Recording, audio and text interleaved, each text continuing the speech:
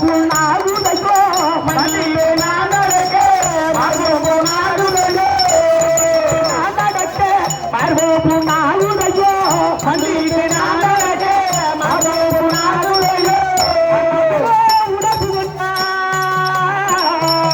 ஐயா தண்ணி கொடு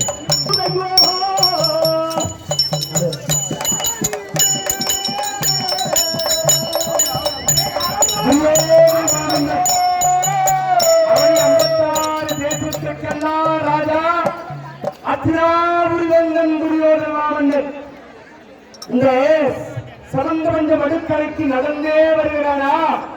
எல்லோரும் அவன் 56 தேசத்து ராஜாக்கள்லாம் அவங்களால வந்து நெத்தி சிவப்பாகுவான்.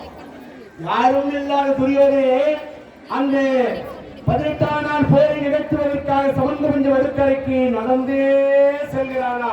எப்பேற்பட்டவர்கள் துரியோதன மாமன்னர் செல்வத்திற்கு தலைவான், கொடானு கோடி செல்வங்களுக்கெல்லாம் தலைவர், யாருமே இல்லாத மண்ணாசையினாலே கேட்பார் பேச்சை சகினுடைய பேச்சை கேட்டு இந்த துரியோதன மாமன் பாருங்க, எங்க மாமன் பாருங்க.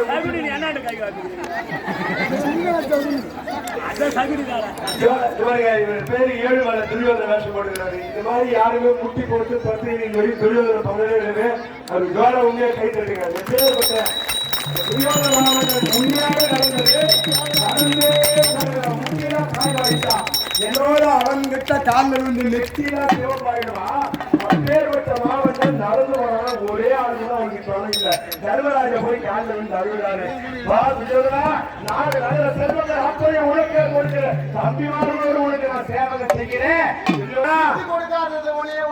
ஒன்னே ஒண்ணுதான் வெற்றி கொடுக்காத விட்டான், இடம் கொடுக்காத விட்டான், வேற ஒண்ணும் பண்ணல.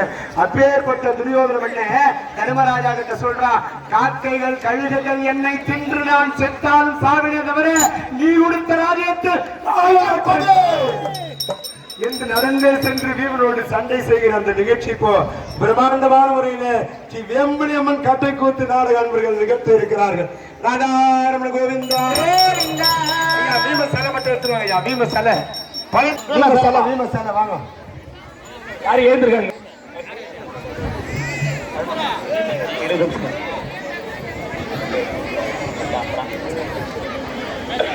மண்டியிட்டு நான் நடக்க ஐயோ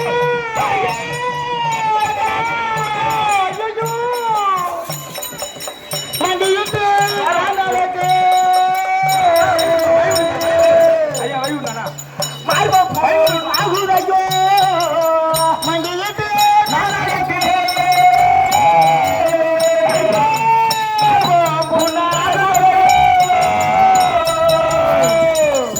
மண்டியிட்டு நான் நடக்க மார்போ